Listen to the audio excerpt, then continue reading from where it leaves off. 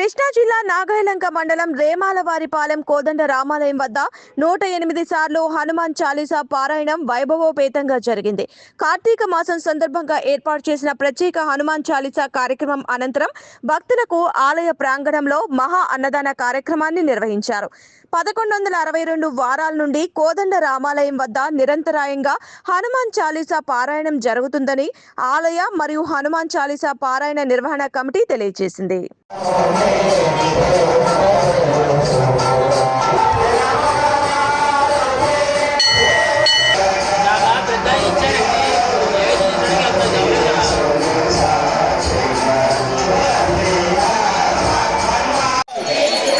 Jai Sriram, Jai Sriram, Jai Sriram, Jai Sriram, Jai Sriram.